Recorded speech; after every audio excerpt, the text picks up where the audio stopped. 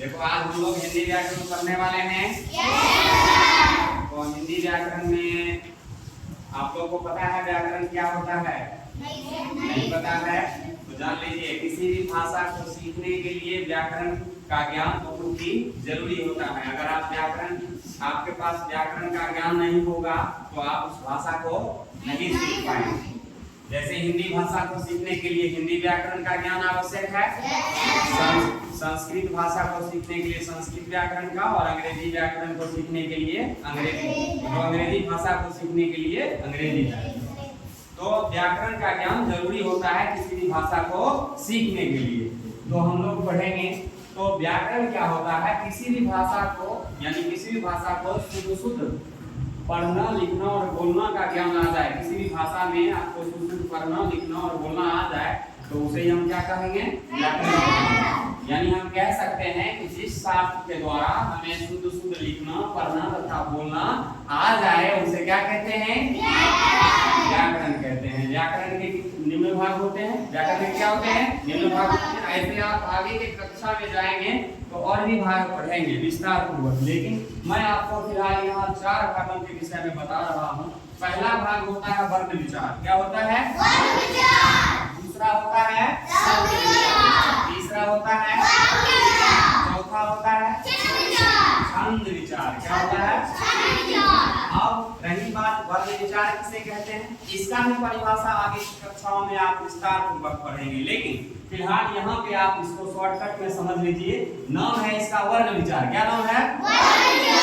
आसानी से समझ सकते हैं कि व्याकरण के जिस भाग में वर्ण पर विचार किया जाए, वर्ण पर विचार किया जाता है, उसे क्या कहेंगे? वर्ण विचार। व्याकरण के जिस भाग में वर्ण पर विचार किया जाए या वर्ण का अध्ययन किया जाए उसे क्या कहेंगे? वर्ण विचार कहेंगे। तो व्याकरण के जिस भाग में वर्णों पर विचार किया जाता है उसे हम वर्ण विचार कहते हैं। उसके अंतर्गत हम लोग वर्णों के भेद, वर्णों से शब्द बनाने के नियम और बहुत सारी चीजों को पढ़ेंगे। अब रही बात वर्णमाला किसे कहते हैं, तो आप लोग आज तक अ से लेकर ह तक सब सीखते हैं ना? अ आ हर्षई दीर्घई हर्षौ दीर्घौ से लेकर के आप ये फिर क ख इस तरह से आप सीखते हैं ना? तो वो पूरा वर्णों का जो समुदाय होता है उसे हम क्या कहते हैं? वर्णमाला कहते हैं। यानी कह सकते हैं यह सार्थक समूह नहीं या व्यवस्थित समूह कह सकते हैं। इसको व्यवस्थित समूह हम बोल सकते हैं। क्या बोल सकते हैं? यानी वर्णों के व्यवस्थित समूह को हम क्या कहते हैं? वर्णमाला कहते हैं। अब रही बात वर्ण किसे कहते हैं, वर्णमाला के अंतर्गत जितने भी वर्ण हैं उसको पढ़ते हैं। तो वर्ण का परिभाषा आप लोग जानते हैं? कौन जानते हैं? आप जानते हैं बाबू, बताइए तो किसे कहते हैं वर्ण? भाषा की सबसे छोटी इकाई को वर्ण कहते हैं। Very good. किस तरह से हम लोग जान सकते हैं कि भाषा की सबसे छोटी इकाई, किसी भी भाषा की सबसे छोटी इकाई को हम क्या कहते हैं? वर्ण कहते हैं। क्या कहते हैं?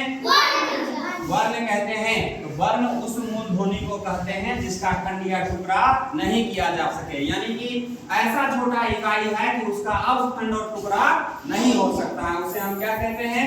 वर्ण कहते हैं। तो हिंदी वर्णमाला में कुल वर्ण की संख्या कितनी होती है? 52। कितनी होती है?